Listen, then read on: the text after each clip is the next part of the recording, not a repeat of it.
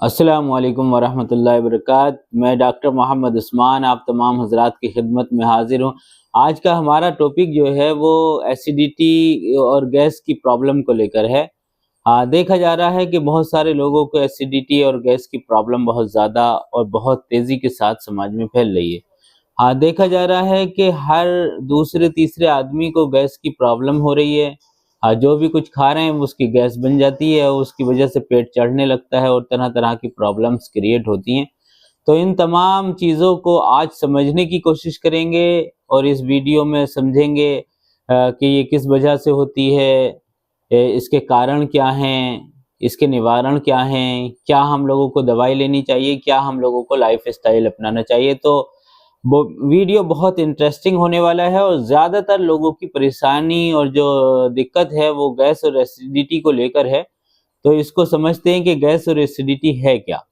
सबसे पहले समझते हैं कि गैस और एसिडिटी जो दिक्कत है वो है क्या और ये किस कारण और ये कैसे होती है। देखिए, हम जब खाना खाते हैं तो खाना खाने के बाद जो एसिड बनता है, खाने का जो एसिड बनता है वो अगर ज़्यादा मिकदार में बनने लगे तो वही जो है वो एसिडिटी पैदा करने लगता है।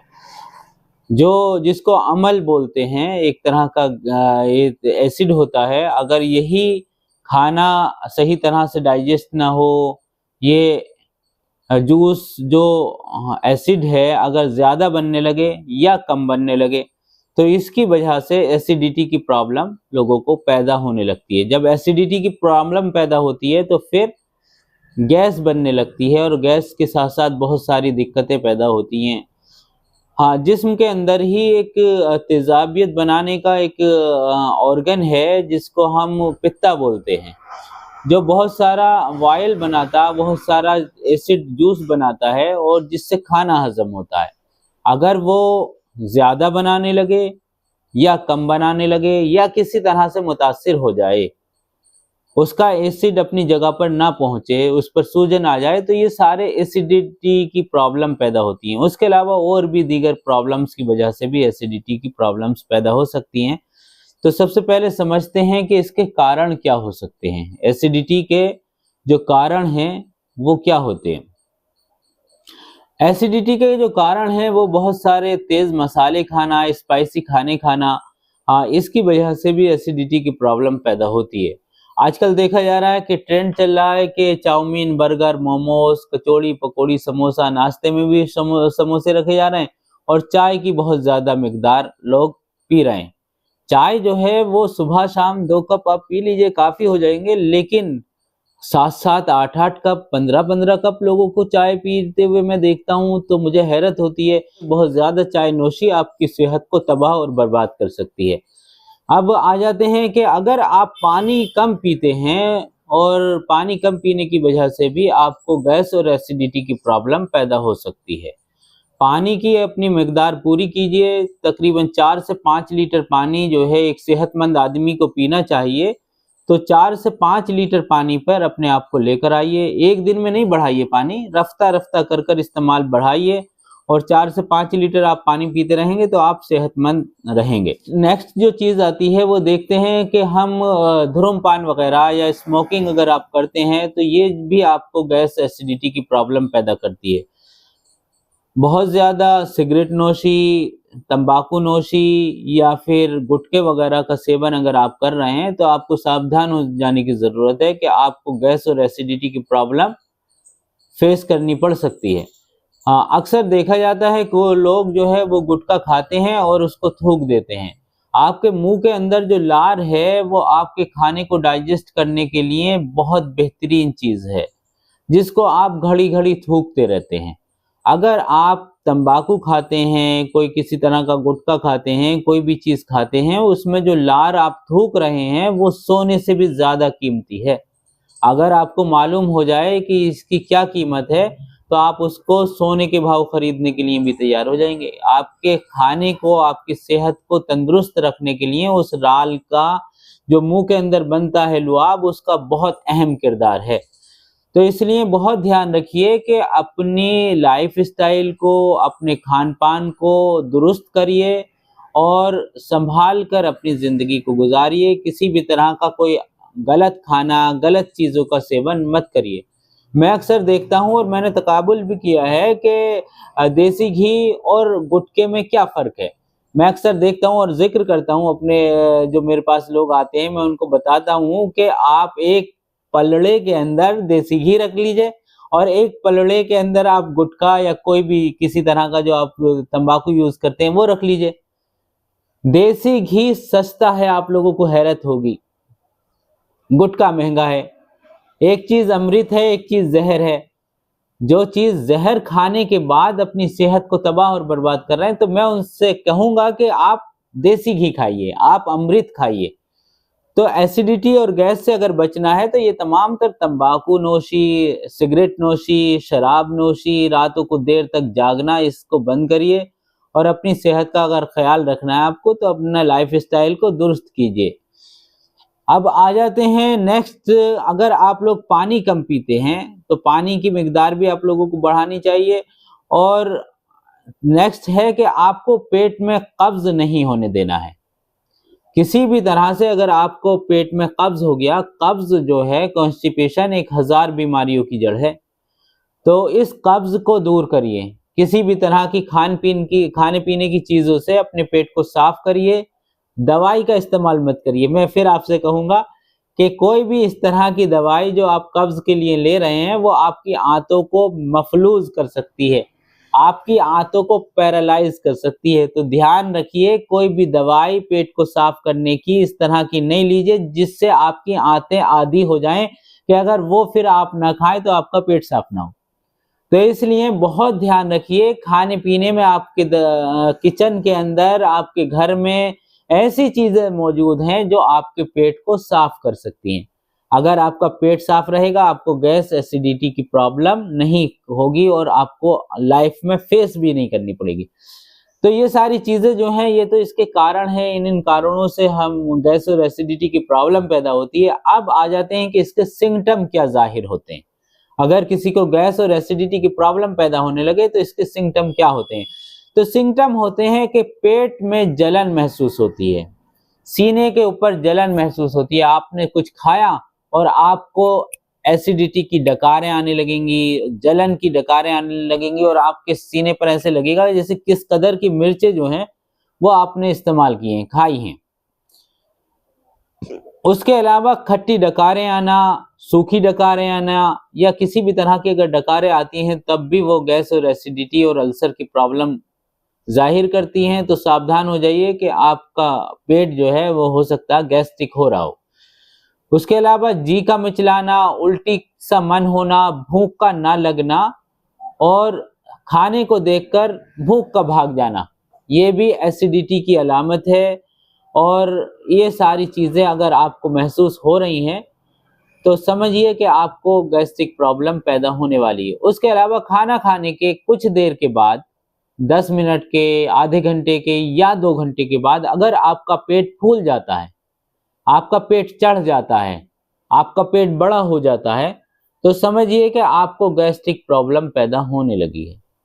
तो इन तमाम चीज़ों को अगर आप देख रहे हैं अपनी सेहत के साथ, तो अब इसका इलाज भी सुन लीजिए। होम्योपैथिक में कुछ इसके लिए बहुत बेहतरीन मेडिसिन है जो आपको गैस्ट्रिक अल्सर के लिए, पेप्टाइड अल्सर के लिए और आपकी गैस की प्रॉब्लम के लिए बहुत फ़ायदेमंद और बहुत कारआमद साबित होने वाली हैं। तो अगर आपको इन दवाइयों को नोट करना है तो पेन और कॉपी उठा लीजिए और इन दवाइयों को लिख लीजिए और किस तरह से इस्तेमाल करना ये भी सुन लीजिए।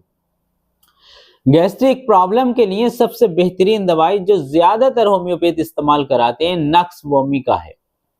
नक्स वोमिका जो है वो बहुत बेहतरीन मेडिसिन है। 30 पोटेंसी में आप उसको ले सकते हैं। सुबह, दोपहर, शाम 3-3 मरतबा आप उसको इस्तेमाल कीजिए और ज़बान पर डालकर थोड़ा सा पानी पीना, तब भी 3 कतरे, और पानी में मिलाकर भी आप उसके 3 से 5 बूंदों तक आप इस्तेमाल कर सकते हैं।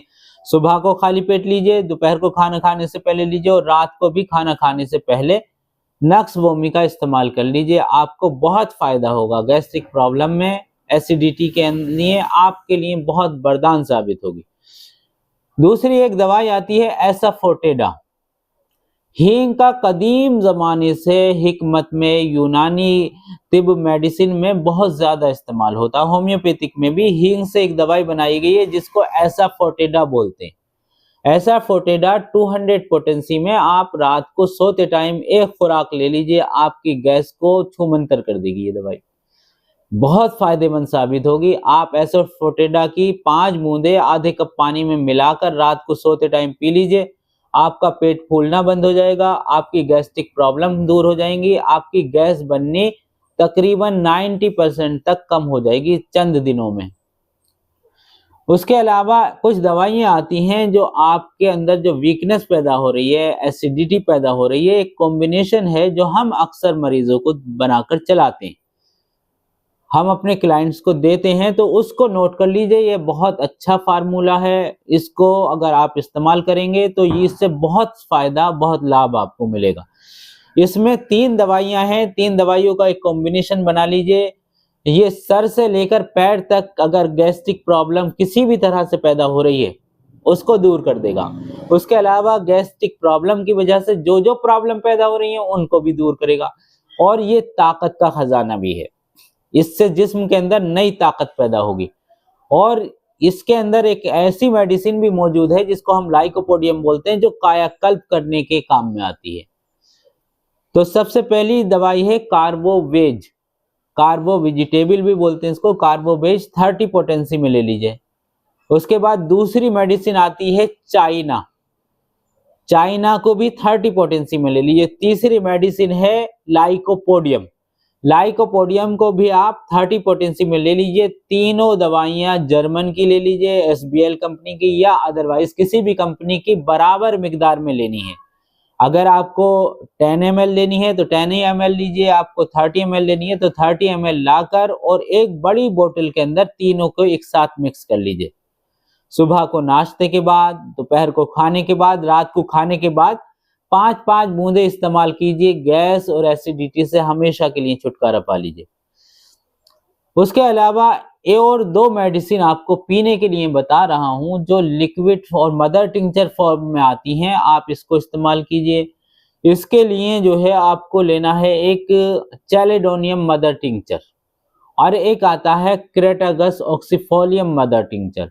इन 2 मदर टिंचर को भी बराबर मिकदार में मिला लीजिए। सुबह को खाने के बाद, नाश्ते के बाद, दोपहर को खाने के बाद, रात को खाने के बाद इसकी 10-10 बूंदे आप इस्तेमाल कीजिए। दिल का घबराना, चक्कर का आना, ठंडे पसीनों का आना, भूख न लगना, खाना सही तरह से हजम ना होना, इन तमाम चीजों को ये चीज दूर कर देगी।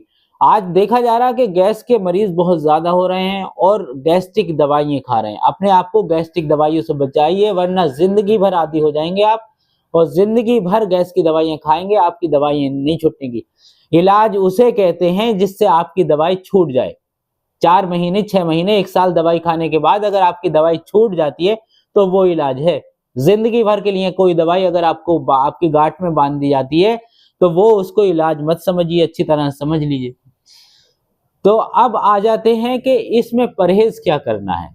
अगर ये प्रॉब्लम आपको पैदा हो रही है, क्रिएट हो रही है, तो अब इसमें क्या चीजें खानी है। अपने मैदे को ठंडा रखने के लिए, तरोताजा रखने के लिए ऐसी चीजें इस्तेमाल कीजिए जिससे आपका मैदा ठंडा रहे। आज हर घर में आप मेहमान बनकर जाते हैं, आपको चाय पेश की जाती है। पहले जमाने में आपको लस्सी पिलाई जाती थी, लस्सी का इस्तेमाल कीजिए, बहुत फायदेमंद है। दही का इस्तेमाल कीजिए, बहुत फायदेमंद है। सौंफ का पानी, धनिए के पानी का इस्तेमाल कीजिए, बहुत फायदेमंद है। सलाद का इस्तेमाल कीजिए, बहुत फायदेमंद है। पेट भरकर या कम से कम आधा पेट सलाद खाइए, आधा पेट खाना खा लीजिए। कचौड़ी, पकौड़ी, समोसा, तली हुई चीजें, चाउमीन, बर्गर, मोमोस और बादी चीजों से परहेज करिए। खुश्क चीजें ज्यादा इस्तेमाल मत कीजिए जिससे आपके मैदे के अंदर ड्राइनेस पैदा हो, जिससे आपके शरीर के अंदर ड्राइनेस पैदा हो। अगर आपके शरीर के अंदर ड्राइनेस पैदा हो रही है तो यकीनी तौर पर जान लीजिए कि आपको गैस्ट्रिक प्रॉब्लम पैदा हो गई है या होने वाली है।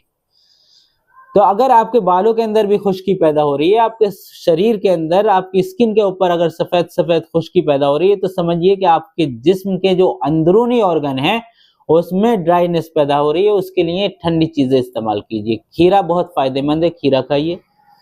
कच्ची प्याज इस्तेमाल कीजिए। कच्ची गोभी, जो बंद गोभी आती है, उसको आप इस्तेमाल कर सकते हैं। किसी भी तरह का फ्रूट जो आप खा सकते हो वो भी सलाद के तौर पर आप खा सकते हैं। उसके अलावा मूली आप इस्तेमाल कर सकते हैं। मूली के पत्ते आपको गैस्ट्रिक प्रॉब्लम के लिए बहुत फायदेमंद है।